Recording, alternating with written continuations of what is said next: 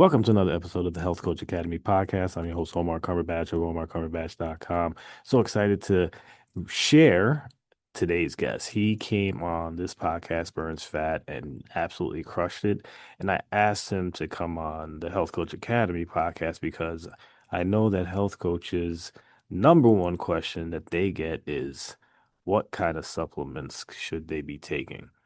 And it's such a common question. I'm so excited that we have the resident expert, Jared St. Clair. And if you've heard him on this podcast, Burns Fat, he just really crushes it. And he's really going to be talking about the five supplements that he would recommend that health coaches recommend to their clients. So it's really a powerful show. I know you're going to learn a lot. I know I did. Give me a rating and review, please, please, please, please, because that is how I get such amazing guests like Jared on the show. So let's jump into it. Hey, Jared, welcome to the show. How are you today? I'm doing great. Thanks for inviting me. I'm happy to be here. Oh yeah, listen, after you were on this podcast, Burns Fat, you set that on fire, no pun intended. It's that's like one of those things that we wanted to have you back on for round two. And I selfishly wanted you to be on the Health Coach Academy podcast. I think one of the main things, like we have spoken off air, that a health coach gets as asked is, what supplement should I take? And you are the master of that. Your knowledge based on this is incredible. And I just said, you know what, you just got to be someone that, as health coaches, we can use as a resource. So I just thank you for taking the time to jump on the show. Oh, I'm glad to be here. I love supporting health coaches. We have a lot in our area here in Utah and quite a few around the country that work with us, and they're doing important work. So happy to be here to do that. All right. So yeah, before we jump into it, for the people who haven't listened to that particular episode yet, can you talk about your little, I shouldn't say little, but a huge origin story? One of the things that I was really impressed was your length of time in this field. So I want to give them an opportunity, if they missed that, to hear a little bit about that. Sure. Yeah, I'm 52 years old, so that tells you how long I've been on the earth. But in terms of being in the supplement industry, since I was 5 years old, my parents started the store that I own now called Vitality Nutrition in Bountiful, Utah, when 48 years ago almost now.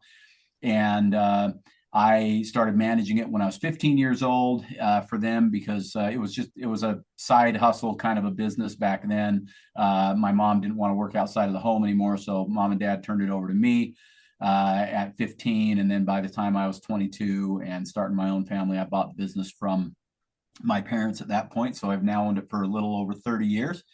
And it's as in my blood as in my blood can be. About 20 oh boy, I'm going to say 25 years ago, I formulated my first product, and I now have about 50 different formulas on the market that are in my brand, the Vitality Nutrition brand, as well as some from a couple of other companies in the industry as well.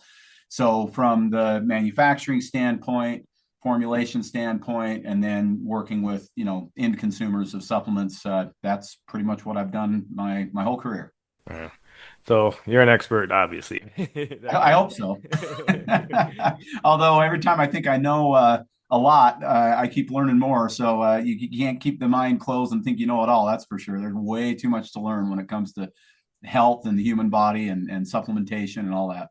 No, absolutely. Yeah. So no, thanks for your background story. And I just, again, just to acknowledge the expertise. And even on that show, we kept going back and forth about all the new products that are out there that are the ones that getting all the attention and stuff. But you have your core five. I think we should start with your core five. And then if we have enough time to expand on that, we'll do so. But again, health coaches, that's like, I don't think that question comes up more than a bazillion. I mean, it's probably the most common question at this point. So one of the things that I want to say, just give you opportunity to do that and to discuss that for us. Sure. So I call it my Vital Five, which of course the name of the company is Vitality. So, it goes in line with that. It was never intended to be really any kind of a marketing thing. It was an answer to the question that I heard more than any other question, which, as you said, probably most of the coaches listening hear it from a client at some point. What are the most important supplements for me to take, coach? And I got a lot of that. I've done my own podcast, Vitality Radio podcast, for almost 6 years now. But prior to that, I was on local radio for 12 years on the Utah Jazz Radio Network, answering questions about supplements and things like that. And what was interesting about that, Omar, is that I had people coming to me who were not intentionally looking for supplements necessarily. They would kind of accidentally stumble on my show when they had, been listening to the game the night before or whatever. And then, I pop up on the radio on Saturday mornings and start talking about supplements. And it was interesting because I'd get a lot of people who weren't into supplements at all. They liked what I had to say, I guess, would come into our shop or give us a call and say, okay, so, I heard Jared talking about this or that. And then inevitably at some point in almost every conversation, it would be, but I'm not sure what to do for me. Where do I start? And, the supplement world can be at the very least overwhelming to people. I mean, if you just walk into Vitality Nutrition, we have nearly 5,000 different products, and not just 5,000 different products, but in categories like multivitamins, maybe we have 100 different multivitamins someone could choose from, and 40 or 50 different types of vitamin C, and so on and so forth. And so people oftentimes, especially if they're not super familiar with supplements, are just like, I'm not sure what to do with the overwhelm, and they want someone to kind of take their hand. So as I was answering that question over and over and over again, I finally decided, well, I better come up with something that is as universal as I can, because in many cases, I didn't know much about the health history of these people, as I wasn't, coaching them myself. And I also wanted my team members here at Vitality to be able to answer the question without a lot of insight into what was going on with that particular customer. Mm-hmm. So I wanted to come up with a fairly short list of what I would consider to be vital for just about every adult that came into our store that was asking the question, where do I start when it comes to supplements? And what I came up with is 5 supplements. That wasn't intentional either, or it just happened to be 5. And the criteria was not my 5 favorite supplements, or even necessarily the 5 most important supplements, but the 5 supplements that were the most lacking in most American adults at the time when I came up with this, based on current dietary conditions, I guess you could say, in the U.S. The SAD diet, as we talk about, standard American diet, and all that, mm-hmm. and the degradation of the soil and the nutrient levels in the soil and all that kind of stuff. So I was really looking at things that the body required, not things that it could necessarily make on its own. So things that the body required, and things that were in almost every case going to be deficient in the body. So you're not going to find herbs on the list. You're not even going to find vitamin D on the list. Not that the body doesn't require vitamin D, but the body can make vitamin D from the sun. And so I chose to leave that off, although it gets covered in one of the Vital 5 anyway. So the Vital 5 are a great multivitamin. I always preface multivitamin with the word great. And the reason for that is because I think most multivitamins on the market are far from great. In fact, I would say more often than not, especially if you're looking at mass market, most multivitamins are probably at best kind of just a zero. There's no real advantage to taking them one way or the other. They're not going to move the needle for your health. And in some cases, I think they can actually be bad for your health if they're real poor quality. One of my most popular podcast episodes is called Centrum Sucks. And I called it that because that's how I feel about, the number one multivitamin in the world, brought to us by our good friends at Pfizer. And so when you look at multivitamins, you always have to look at the quality of the multivitamin, not just, a general multivitamin. And the reason multivitamins is number one on the list is simply because it does fill the most holes, the most gaps in our diet, because you can cover B vitamins and vitamin C and vitamin D3 and all these different things in, one source in many cases. Next would be magnesium. Now, I actually think magnesium is probably the most common deficiency of the things that we'll talk about. And it also happens to be the one nutrient or the one supplement where when people ask me, like, Omar, if I didn't know anything about you, I'd never seen your face, I didn't know your age, I didn't know if you were male or female, I didn't know your health status, and you just sent me an email and said, Jared, I'm going to take one supplement, what should it be? Magnesium would actually be that supplement. And the reason for that is I'm almost positive you're deficient in it, just based on the numbers that we have as far as the American populace, what's in our soil. We know that 100 years ago-ish, our ancestors were getting about 600 milligrams of magnesium in their diet. And now we're averaging like 200 to 250 milligrams of magnesium. And we're under much more mental and emotional stress now than what we probably were back then. You know, we all carry around these little devices that bring stress into our lives, you know, Yeah. 24/7, it seems. Sorry, did you have a question? Yeah, I was just gonna jump in about that. What is the difference, obviously, with I'm just curious, obviously the food intake is the one that piqued my interest. What is it that about the food now? Is that also attributed to the devoid of nutrient soil that we have, or is there something else that we're just not eating anymore that we may have eaten prior? Yeah, in the case of magnesium, from the research I've done, it's basically that the we have mono culture with our agriculture where you're growing the same crop on the same soil year in year out, year in year out, and that creates a deficit of all of the nutrients that would normally go into that plant Mhm. because there's only so much nutrition in the soil. We pull out all of the minerals when we grow a food, but we're only replacing a few with the chemical fertilizers that are used. And magnesium is one that has become very, very depleted in our soil. So what we used to get in a leaf of spinach or lettuce or even a nut or a seed isn't what it is today. And on top of that, magnesium has what's known as the magnesium burn rate. And the magnesium burn rate is the rate at which you utilize the magnesium in the body. And that's based on our stress levels. And so it appears that not only are we getting about 350 to even 400 milligrams less magnesium than we once were getting just with our diet, but our need for magnesium has likely increased over that time, particularly if you're someone who considers yourself to be under a lot of stress. Not necessarily an anxious person, but just you got a lot of stuff coming at you between your job, your kids, your spouse, your politics, or whatever else stresses you out. There's a lot to that with magnesium, and that's why I consider it to be really the number one most probably chronic deficiency across the country because of all those factors. Okay, gotcha. Appreciate that. Yeah, you Yeah. bet.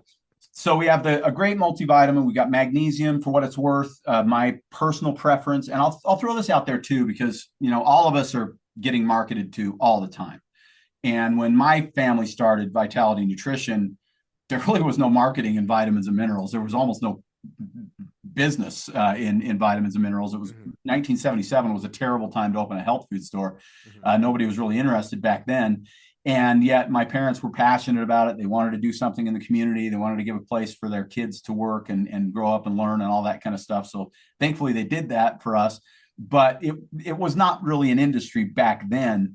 And now, as you know, Omar, and everybody listening to this show, you can't get on any social media without seeing 100 ads for everything from colostrum to vitamin D to adrenal support products to parasite cleanses and everything in between. The supplement industry is just massive when it comes to not just the volume of sales, but the volume of marketing to us as people who are coaching people on supplements and to the people who are being coached.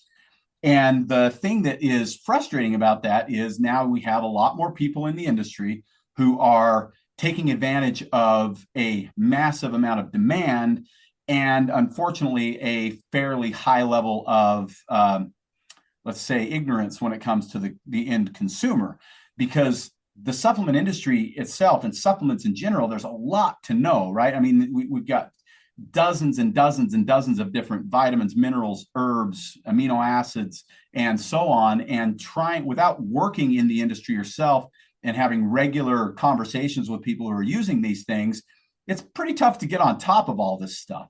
Right. And so people are oftentimes being marketed to and kind of believing what they're hearing. And in many cases, what they're hearing isn't that accurate. And one thing that I like to bring up anytime anybody asks me about magnesium is there are companies that are out there claiming that you need multiple different kinds of magnesium. One company in particular, which I don't like to throw companies under the bus, so we won't use their name, but one company says that you need 7 different kinds of magnesium. And that's simply not true. The human body requires one element, and that is magnesium itself, not 7 different varieties of that element. Now, most people listening to this show are probably fairly familiar with magnesium. It's such a commonly used supplement. But we have magnesium glycinate and bisglycinate. We have magnesium citrate. We have magnesium oxide and taurate and chelate and so many different forms. And all of them have potentially different benefits based on what is bonded to the magnesium itself. But when we're looking at magnesium deficiency, we just need a good bioavailable form of magnesium. And for me, again, because this list is meant to be as universal as it can be, which is literally impossible to be totally universal because lifestyle and Sure. ethnicity and genetics and diet and 1,000 other things play into this, right? But magnesium bisglycinate for me is the most proven, most easy on the system, most highly bioavailable form of magnesium. So that's the form that I have in my Vital 5 magnesium. So those are the first two. Number three, and these aren't necessarily any particular order anyway, would be probiotics. And probiotics come with a little bit of a caveat, and that is it's very dependent on what your antibiotic history is. That's a term that most people don't use, but it's a term that I like to ask my clients about a lot is what does your history of antibiotic use look like? Because depending on how you were raised and how educated your parents may have been, how sick you may have been as a child for whatever reason, you may have been on lots of antibiotics, or maybe you've been on very few. I didn't have my first antibiotic until I was 45 years old because my parents knew lots of things that they could do rather than antibiotics if I got strep throat or something like that. But most people aren't so lucky. And then we also have to ask, was the person breastfed and for how long? And were they born cesarean section or were they born vaginally? Because that matters because the bacteria bath that you get going through mom's birth canal is fantastic. Mhm. But while I was breastfed for plenty of time and never given an antibiotic till I was 45, I was actually a C-section. So I missed out on all that, which means that I had a little bit of a deficit, right there out of the gate as well. So depending on your actual gut health, how many antibiotics you've been on, that kind of thing, I think everybody benefits from taking probiotics at least consistently, I'll say, if not necessarily daily. So some people will recommend multiple, or they'll recommend a great probiotic every single day. I say it depends on your system. If you have autoimmune issues, if you have gut issues, things like that. I personally take probiotics probably about half of the year, but not the entire year, because I eat mostly organic and I don't utilize antibiotics unless the reason I had one at 45 is because it was forced on me because of a surgical procedure I couldn't get out of. And so that depends a little bit, but most people, probiotics on a consistent basis make lots of sense. And a couple of things for your listeners to think about that they maybe some already know, but in America, 70% of the antibiotics that are produced are actually produced for animal feed and given to animals that are then fed to us. So we're getting antibiotic material in our food if we're not eating organically, on the animal side, and on the plant side, if we're not eating organically, or even if we are, it's still seeping in. There's glyphosate, and glyphosate is a human antibiotic. And so, even if we're doing a great job of taking care of ourselves without the need of prescribed antibiotics, we're still coming into contact with antibiotics on a regular basis. And that's why probiotics are so critical to help right that ship. Yeah, no, that's a big part of like I think our problem is we could do antibiotic show and the probiotic show and it would probably be like a 15-hour show. It's one of those things that and the new information on that is just amazing. I guess before we jump to the next supplement and just touch on the antibiotics and the probiotics specifically, um, there's a bazillion of them right on the market. Oh, yeah. Some are in the refrigerator, some are Yep. on the store shelf. Can you just talk about a little bit of the difference, what we should be looking out for when we select a probiotic? For sure. And as you said, I mean, trying to explain this in a few short minutes is tough, right? There's Yeah. so much information. I think I have about 450 episodes of Vitality Radio podcast, and maybe 15 of them are dedicated to probiotics. So there's a lot of material to discuss there. But Yeah. how I like to do it is to explain to people kind of the nature of the different varieties of probiotics, and then talk a little bit about prebiotics as well. And then there's another one called postbiotics that people are just starting to hear about as well, and we can touch on that. But basically, there's two forms of probiotics that I think people need to know about. There's what are called human strain probiotics. Human strain probiotics are native to the human gut and the human microbiome. They're found on our skin, they're found in our sinuses, they're found in our gut and various other places in the body. And we ought to have about 100 trillion of those, is it's estimated, little bugs in the body and on the body, and thousands of different species of those that reside in and on the human body.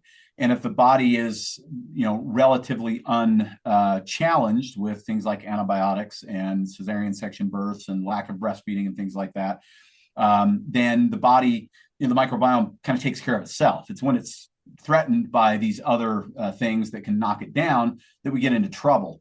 And the problem with human strain probiotics, they are the kind that belong in the body and on the body.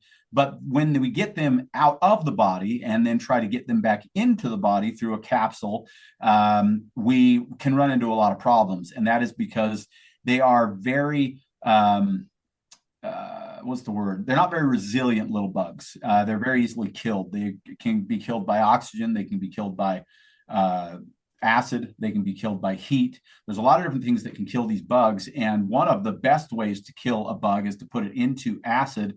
And if you swallow a capsule, you're putting it into an acid bath in your stomach. That the stomach acid is not just designed to help us digest our food, but it's also known as the acid barrier to actually protect us from harmful bacteria that might hurt us. Right. But the problem is it can also protect us from bacteria that would otherwise help us, as that acid can knock that down. Mm-hmm. So if I paint the picture and say, okay, somebody's been on an antibiotic, maybe they've been on amoxicillin for 10 days. And we know that amoxicillin by itself in 10 days can knock down bacteria levels dramatically, in some cases as much as 40 or 50%, according to research that's been done. Wow. So it can be a real literal gut bomb when it comes to that.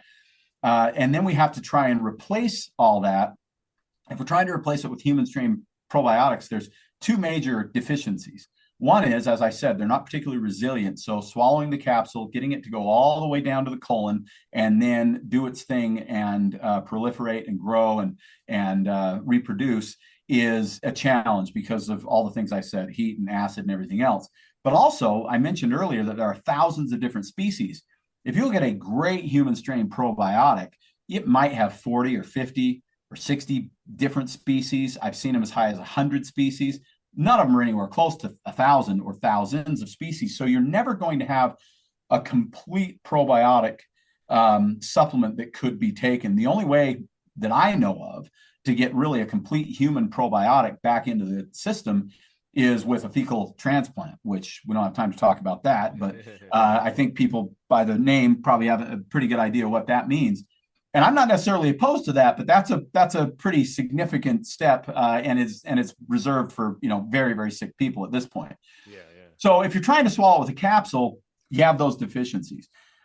So the other form of probiotics that I want to talk about are called spore probiotics or spore-forming probiotics. These are found in nature. They're found in dirt, soil, and salt. We breathe them in. We eat them on things.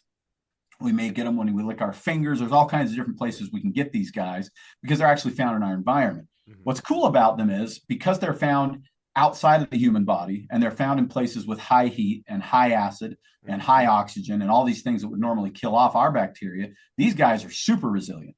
They've been proven time and time again to be able to last through the stomach all the way down into the intestinal tract and then do their work. And they do two things that are really interesting because we have to understand they're not native, they're not human. They don't actually belong in the gut, but they're found in our gut all the time. They're known as commensal strains, meaning they're doing us a lot of favors, even though we really don't do anything for them. They come in, they do some really good work, and then they leave, essentially. And they'll hang out in your gut for like 30 to 45 days in most cases. And while they're there, they create antimicrobial things. They basically create natural antibiotics that help to kill off pathogenic bacteria, but that are very, very safe for the good human bacteria. So they create this really cool combination of environmental shifts. They create antimicrobial things that can fight off things like E. coli, that can be antifungal for excess candida and all these types of things. And they create a tremendous amount of lactic acid. And when we have higher lactic acid in the gut, that's what our human strain bacteria feed off of. And so they create an environment that's very conducive to the growth and proliferation of the good bacteria and to the destruction of the pathogenic bacteria. So for me, in most cases, particularly if you're looking at rebuilding the gut, then I believe that spore forming probiotics are going to win in most cases. Hmm.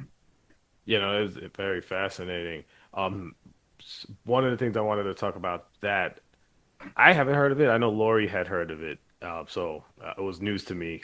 How, difference in pricing, is that way more expensive, comparable? Is it something that, because I don't recall like going to Whole Foods and seeing like that. Not that it's not there, but Yeah, they're there, yeah. but the problem is it's getting to the point where people listening to shows like yours, listening to shows like mine, are starting to hear enough about this. It used to be, Omar, that I felt like I was the only guy talking about this stuff 15 years ago. Right, But right, right. recently, over the last 7 or 8 years, a lot of really good minds have been talking about it. There's a guy named Kiran Krishnan that's been on lots of podcasts like these, including mine a few times, who's a fantastic expert on it. If anybody wants to learn about the gut microbiome, he's a great resource, a friend of mine that does some really good work. We don't have any kind of financial relationship, but I've learned a lot from him, and I highly encourage everybody else to listen to him because he's very, very good at what he does. But the spores are usually going to either say spore forming on the front of the bottle or on the back, or they'll say soil based organisms, SBO, sometimes they're known as. And then the other thing that you can look at is if you're looking at the individual strains specifically, there's three essentially prefixes, I guess you could say, for the names of these things. It's all in Latin, so it gets a little confusing, but there's lactobacillus, there is bifidobacterium, and then there is just bacillus. Bacillus, followed by something like subtilis or clausi or coagulans, those would be spores. If it says lacto at the beginning or bifido, those would be human. So if you look at the back of your bottle and you're looking for those three words, you'll know if you've got a spore form or a human strain. And it's important. And you asked about cost. It depends on potency, but they're kind of in the same ballpark. Most of them, a good probiotic in most cases on the spore side is going to run you somewhere in the neighborhood of around $40 to $60 a month. You can sometimes get them a little bit cheaper than that. Our formula is called Precision Probiotic Vital Spores, and a month supply is $39.99. So it's in that range. And a good, strong human strain probiotic is typically going to be $40 to $60 a month as well. Okay. And so there's really not much difference as far as that goes. And I do need to mention this too. This is important. Human strain probiotics are not, I sometimes will give that spiel, and then people think that I don't like human strain probiotics. I actually really like human strain probiotics, but you have to understand why you would use them versus why you would use spores. If you're rebuilding the gut because you've been on an antibiotic, or you've just got a deficit for all those reasons that I talked about, or you're just doing preventative maintenance a few times a year or whatever, then the spores always make the most sense in my book. But if you've got here and now issues, actual symptomology, you're gassy and bloated with meals, you deal with constipation or diarrhea, you have significant immune challenges or food sensitivities or things like that, I'll typically recommend that you take a spore probiotic on a daily basis because we're still needing to rebuild the gut for sure. Yeah. But for the here and now symptomology, I'll recommend human strain probiotics because what human strains do that spores don't do is when we take them, while they will end up usually unable to colonize in the gut because they've been killed, or it's also known that the technical term is known as lysed bacteria, that bacteria still maintains its DNA, essentially its genetic coding. And when that gets down into the gut, it can actually deliver a message to our bacteria and essentially give marching orders. So if you've got, chronic constipation or diarrhea, or like I said, gassiness or bloating or those types of things with meals, a human strain probiotic will typically make you feel better faster, but it doesn't usually solve the problem. It just kind of helps with the symptomology. And so sometimes we have to use them together until we get past the symptoms, and then we work with the spores just to get the body back up and super strong and fortified again. Okay, good, good. Yeah, because that was my follow-up question is like, can you combine these things for different results? So I got that. 100%, yes. Awesome. All right, let's speed along. We're going to number four. Okay, so number four would be omega 3s. And omega 3s are one that a lot of coaches guess when they hear about my Vital 5 and don't know what's in there, because we pretty much know now that the average American is getting far less omega 3 than they should in their diet. The only really great resource for omega 3 in my book that's a good high concentration of it that is also not toxic is wild caught Alaskan salmon. The oceans are pretty dirty at this point, and farmed fish is typically very, very low in omega 3s. And in many cases is actually fed omega 6s, which screws up the ratio there as well. And our diet, while we ought to have somewhere around a 2-to-1 ratio or 3-to-1 ratio of omega 6 to omega 3, the average American is dealing with more close to a 15 to 20 to 1 ratio of omega 6 to omega 3. So the ratios are way off. And the thing is, we need omega 6, but we're typically getting plenty of it. And in most cases, it's pretty damaged because it's beat up seed oils and things like that. Right. I would anticipate most people listening to this show know the issues with seed oils. And then omega 3, we're not getting enough of to help counter that. So when I'm coaching people on this, I'm saying reduce your omega 6 intake, particularly the seed oils, get those down, while also increasing your omega 3 intake, whether that be through supplementation, which is the cheapest and simplest way to do it, or through something like wild caught, Alaskan salmon or something like that. And of course, there are some vegetable ways you can do it. You can do chia seeds, you can do flax seeds, things like that as well. But your body does have to do more converting with those types of fats, whereas the fish oil source is already pre-converted into the EPA, DHA, DPA that the body requires. And the simple way to understand why that's important is that 85% of disease in America, it's estimated, is inflammatory in nature. That includes every kind of cancer. It includes heart disease, diabetes, and so many other things that are these inflammatory diseases. Omega 6s help the body to make inflammation when it needs to make inflammation, and omega 3s help the body to calm inflammation when it needs to be calmed down. So if we have way too many omega 6s versus omega 3s, we are always in a deficit of our body's natural ability to control and stay balanced when it comes to inflammatory responses. So one follow up on that one, I've heard the issue of rancidity. Is that a thing? It is a thing, and there's a lot of marketing in omega 3s too, so you have to be a little bit careful with this. But what I will say, and what I've pretty much come down on over the years, that not only makes sense to me in terms of the story that's being told, essentially, but also I just proved time and time again, actually, not just taking the supplements myself, but talking to hundreds and hundreds of my clients who have taken the supplements as well. You can tell when when an omega fat is rancid a couple of different ways. The most obvious way, and the one that most people aren't willing to do, but I do it all the time, is actually pop the soft gel in your mouth, bite on it, and see what it tastes like. If it tastes rancid, there's a pretty good chance that it is. If it tastes very lightly fishy, like this just a little hint of fishiness, that's typically a pretty clean omega 3. If you're burping it back up a lot, getting a lot of repeat with the capsules, there's a really good chance you have a rancid omega 3 there as well. If it upsets your stomach a lot when you take it, that's a good possibility as well. But really, it boils down to how the omega 3 is harvested and how quickly it is taken from the fish and put into a capsule. And there's two ways to harvest omega 3 as I understand it. We have omega 3 fatty acids that are generally sold in Costco and all over Amazon and places like that, not your health food store type brands, but more your mass market brands that are typically a byproduct of actually making fish meal. They make fish meal for everything from cat food to 1,000 other things. And they extract they dry out the fish meal and the oil comes off of that process. And then the secondary use is omega 3 capsules. Most of the best brands making omega 3 are harvesting the fish specifically to get the oil. The fish is often flash frozen on the boat to prevent rancidity, and then it's put into a soft gel capsule, which is largely I won't say it's 100% oxygen free, but it's mostly oxygen free. And then what you end up with is basically a very clean oil that has been purified and handled in such a way that rancidity doesn't have the opportunity to arrive. So when you look at, people ask me this all the time too, Omar, and it's kind of a loaded question for a guy who sells supplements for a living. And that is, well, how do I know if I'm getting a good supplement, right? And the obvious answer is, well, you buy it from me, Omar. That's the easier way to go. But it's a great question, really, right? Like, how do I tell if Costco supplements are good? How do I tell if the supplement I'm getting at this health food store or on Amazon or whatever is good?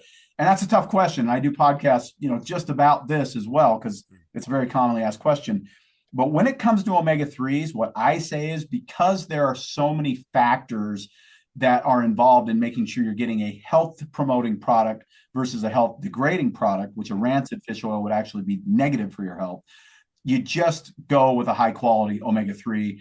I recommend getting it at a health food store. Clearly, love for you to get it from my store, but a good independent health food store in your local area that you feel is doing the research and paying attention to the different brands, you can get a good one. There's lots of good brands out there. A couple of my favorites. Of course, I have my Vital 5 brand, but I also love Natural Factors makes a really good one. Nordic Naturals makes great omega 3s.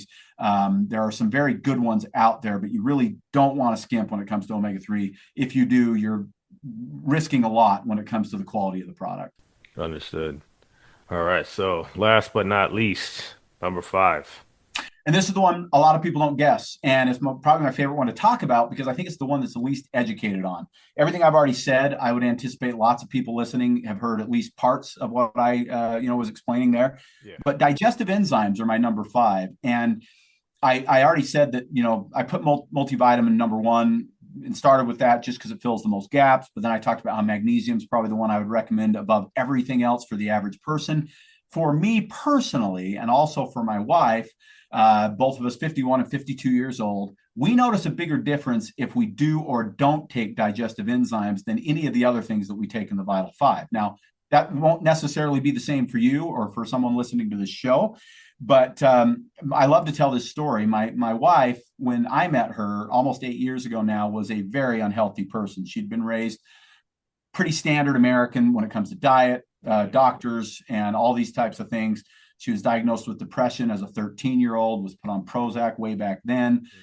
She had been diagnosed with multiple different autoimmune diseases. She had pretty severe IBS when I met her, and she'd never taken a supplement in her life. She had always just gone the medical route, didn't really have exposure to what I do at Vitality. So both of us had come out of a divorce. Neither one of us were in the the greatest place emotionally at the time. And we met on a dating app, the old fashioned way. So we go out for a date.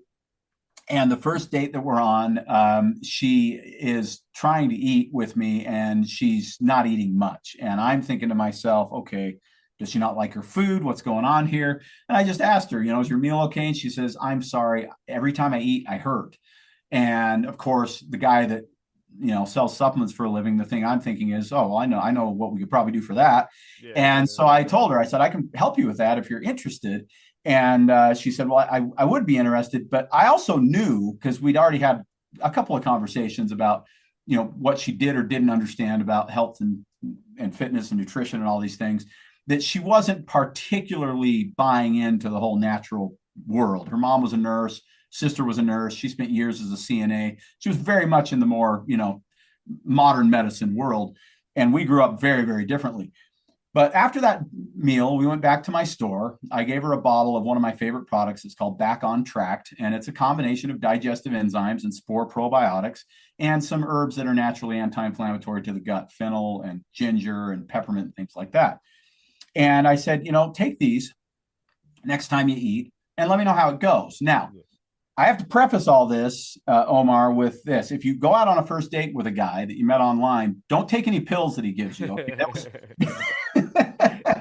This is not necessarily a good idea, but it was a sealed bottle, came from the store. I guess she figured it was safe. The crazy thing is the next day, she shoots me a text after lunch, the very next day. That was her next meal. She didn't eat breakfast that day. And in the text, she said, oh my gosh, this is the first meal I've eaten that hasn't hurt in years. Wow. And her, when she says hurt, she explained to me later, these are all the things you want to talk about, on your first date is what happens to your gut after you eat a meal, right? But she explained to me that it had hit her quick. She'd start to cramp and feel super upset. And then she'd have to run to the bathroom and essentially get rid of it. And she'd gotten to the point where she wasn't eating very much because she was so sick every time that she ate. Right, and Back on Tract in the very first meal made this huge difference. It's still her favorite product. But the thing about enzymes that most people don't know is that much like a lot of other things in human nutrition, as we age, we make less and less enzymes. We have a finite level of enzymes that we can ever make. And the more we use in our youth, the less we have available later on in life. And if we're not producing enough enzymes, these are the things that take, say, a piece of chicken and turn it into the individual amino acids that are in the chicken, along with, stomach acid and bile and things like that. And the less enzymes that we're producing, the less well we digest our food. And that can lead to that's the one thing too that I think is important for people to understand, Omar. Enzymes and probiotics, a lot of the symptomology when it comes to gut health can look exactly the same. Gassiness, bloating, indigestion, heartburn, reflux, cramping, diarrhea, constipation, all these types of things, anything that you might associate with like IBS or reflux, that can be probiotic issues, deficiency, or it can be enzyme deficiency, or it can be both. And the reason the Back on Track contains both is because I think more often than not, it's a combination of those things that are happening.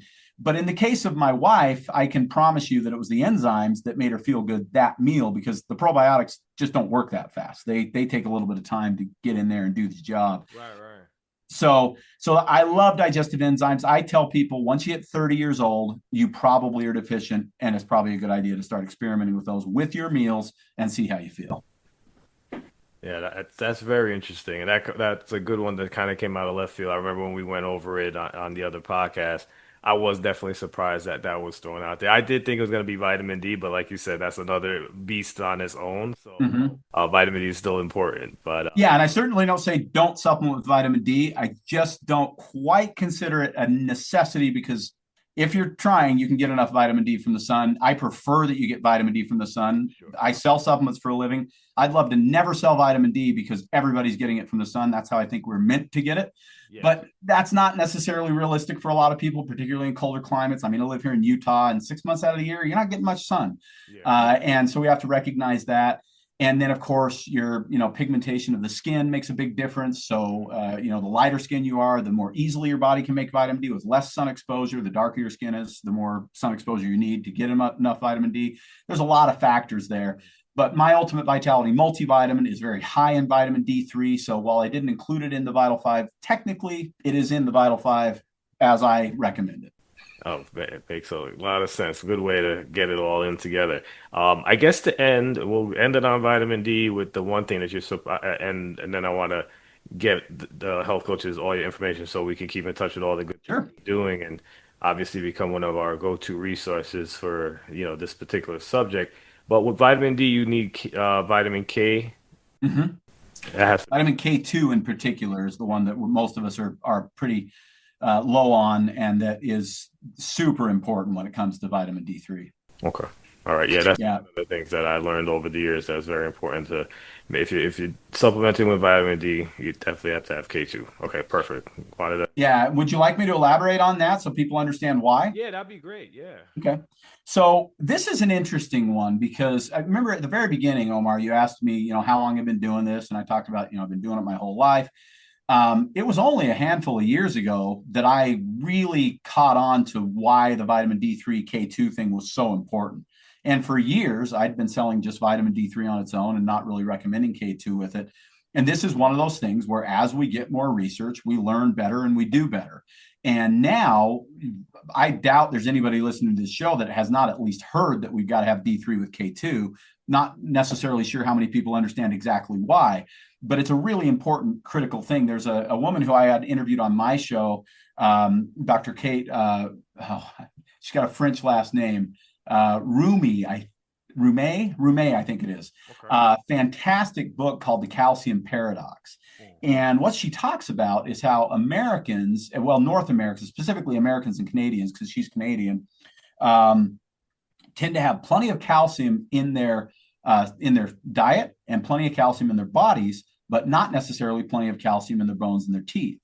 And the reason for that is that we're missing these really critical elements, vitamin D3, which the majority of us are deficient in, even though it's a heavily supplemented with product now, there's still plenty of people deficient in it, and a lack of vitamin K2.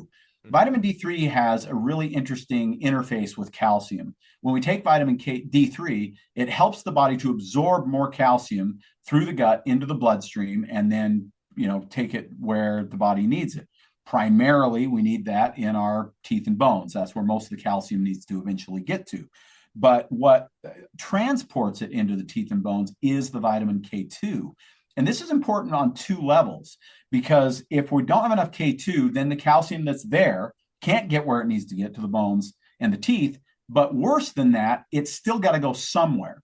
And our body isn't necessarily great at excreting all that calcium. And so oftentimes that calcium can end up in places we don't want it. It can end up as kidney stones. It can end up as bone and heel spurs and things like that. And probably the scariest one is it can end up as hardening of the arteries, with calcium actually laid down in the arterial tissue. It can calcify the thyroid and parathyroid and various other glands and organs as well, and basically go into lots of places that we don't want calcium. They've done studies now on women over 60 who are supplementing calcium at 1,000 milligrams a day, but are not supplementing vitamin K2 and D3 and magnesium. And what they find is that after 10 years on calcium at 1,000 milligrams a day, their bone density is not better than those who aren't supplementing calcium, but their heart disease risk is about 25% higher. Wow. So we have to have the K2 to take the calcium where it needs to go. So you don't need the K2 from sunlight? How does that work? So that's an interesting thing. K2 can be obtained through your diet. Everything that I just talked about, at least potentially, can be obtained through your diet. Yeah, because probiotics, we can get probiotics from fermented foods, right? Enzymes, raw food has a lot of enzymes in it, but most of us aren't eating a lot of raw food. Most of us have gotten to the point of a deficit. K2, actually pasture raised organic eggs are very high in vitamin K2. There are a variety of other really good resources for vitamin K2, but it's just like what we've discovered with vitamin D3. While it can come from the sun, most of us aren't getting enough of it that way. While omega-3 can come from your diet, most of us are not getting enough of it that way. Magnesium can come from your diet. Most of us are not getting enough. It appears that vitamin K2 is the same. It doesn't come from the sun. It comes from other things, but most of us are deficient in both K2 and magnesium. And D3 and magnesium. And the crazy thing about that is when we talk about bone density and bone health and all that, the four factors that are most important are probably calcium, magnesium, K2, and D3. And the only one that most of us are getting enough of is the calcium. And plenty of calcium without all the synergy of those other things is actually probably more of a bad thing than it is a good thing. I guess to rephrase it, right? So I'm going to the beach, I'm getting a ton of vitamin D3. Do I need to worry about K2 supplementation at that point, or does nature just do its thing and you get what I'm saying? Like, I know the supplementation part, it seems that it goes hand in hand, but if I'm just trying to get it naturally from the sunlight, do I have to get into the K2 as well? It's a great question, and I can comfortably say that because I asked the exact same question because I was pretty curious about it too. When I first started learning about this, I was like, okay, so if we're meant to get vitamin D3 from the sun, and we get lots of sun, because I allow myself a ton of sun, I get a lot of sun. I really don't want to supplement much vitamin D3 if I don't have to. Right. Me too. I started researching it and trying to figure out, okay, so where are we getting this from? I just pulled up a list so I didn't miss anything while you were asking the question. And there are a few places we can get a lot of vitamin K2 from. Natto, which is fermented soy, it's basically a Japanese fermented food that most people that didn't grow up eating it aren't going to be willing to eat. It's pretty gnarly stuff, but it's an awesome resource. You can get like 1,000 micrograms of K2 from like 3 ounces of natto. Goose liver would be the next biggest one. Chicken liver would be after that. And we're talking some significantly reduced levels. Goose liver's got 370 micrograms, which I actually recommend 360 micrograms a day. So that's like almost dead on. But chicken liver goes all the way down to 14 to 60 micrograms per 3 ounces. And I mean, we're not eating natto and goose liver and chicken liver in America, right? Grass-fed butter can have about 15 micrograms. A pasture-raised egg, I have actually read different numbers. What I just pulled up says 15, but I've heard that can be as high as like 60. So that's a pretty good source. If you eat 2 or 3 eggs a day, you can get a pretty good dose there. Hard cheeses like Gouda, for instance, can have as much as like 75 micrograms. Soft cheeses are a little lower, more like 50 micrograms. Dark meat chicken, about 30 micrograms. And grass-fed beef is only like 3 to 6 micrograms. So there's not huge quantities in most of the foods that we eat. And if you are supplementing, the thing that I think is probably the most important to understand about K2, and I've been researching this a lot because next month we're actually releasing our first vitamin D3 and K2 product in the Vitality Nutrition brand. And I've been wanting to make sure I got that exactly right. I've probably spent the last 6 months researching this and trying to figure out what the ratios I really want. Mm-hmm. And the research indicates that 360 micrograms of K2 seems to be the sweet spot. They've given much higher doses. They've done 720 micrograms. They've done 1,000 micrograms. It doesn't move the needle above 360. It's about the same result with twice as much or even 3 times as much. But 360 is quite a bit better than the numbers below that. So we know 360 seems to be a sweet spot as far as how much you get. And they cannot find a toxic level of vitamin K2. It's a strange fat soluble vitamin because while it is fat soluble, the body expels it quite easily. It doesn't hang around like vitamin D and vitamin A and vitamin E tend to do. And they've tried to create toxicity in lab animals. They can't figure out how, no matter how much K2 they give them. They've done high dose studies in humans. They can't find a toxic level in humans either. So with K2, my take on it is we're better off taking maybe a little more than we need than less than we need because we're not going to harm ourselves with that higher dose, but we can make a significant difference in preventing harm from calcium deposits and everything else by making sure we're getting enough. Gotcha, gotcha. Well, like I said earlier, I mean, we could have show after show after show about this topic. There's so many interesting dynamics that we really like you just touched on those particular five. And that's a great five to start with. And that, especially given what you were saying about how they affect different types of people, I think that, this is definitely a good start for any health coach who wants to make that recommendation. So to end the show, we want to know because we know and trust you and what your work has proven over the last 30 plus years when you're in control of this company. How do we get in touch with you? How do we get to your company? Anything that we can do to follow you, like your social media handles, your website.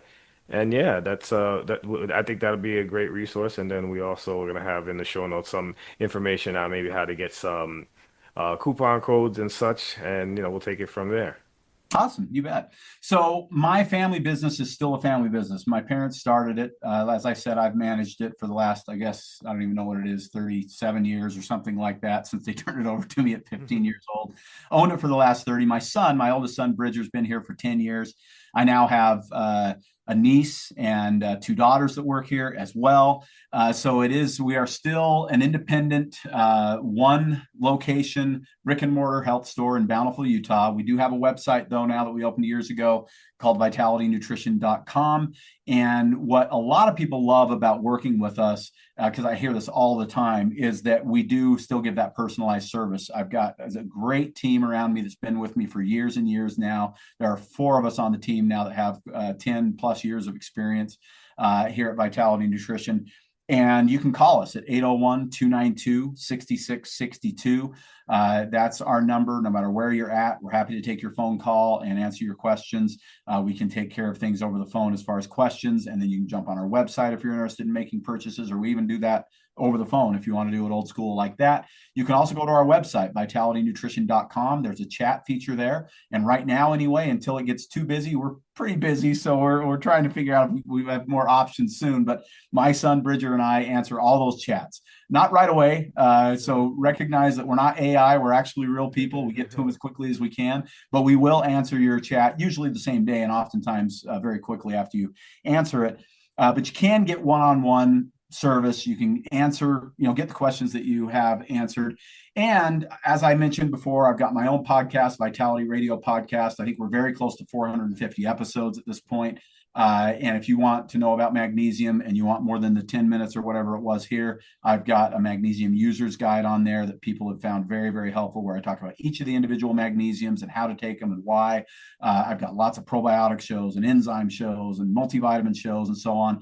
And, way beyond that too. My goal is to help people steer through a lot of the marketing when it comes to supplements and just make good, intelligent decisions for themselves by becoming informed consumers and not necessarily just guided by, whatever influencer is out there.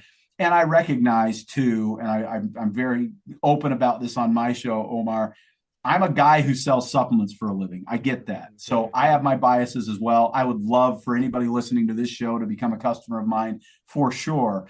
But what I hope will come through, especially if you start listening to, more of what I say on the podcast and following my Instagram and things like that, is you'll recognize that I sincerely am just trying to get this information out there and help people understand how to become more informed consumers when it comes to supplements and nutrition, and give people, good, clean advice to help them figure it out, regardless of where they end up buying their stuff. And then the last thing I'll say, because you did mention the social media, Instagram is probably the best place to follow me. It's at Vitality Nutrition Bountiful. I know it's kind of long, but that's our Instagram handle, and we post stuff there pretty much every day. Awesome, awesome.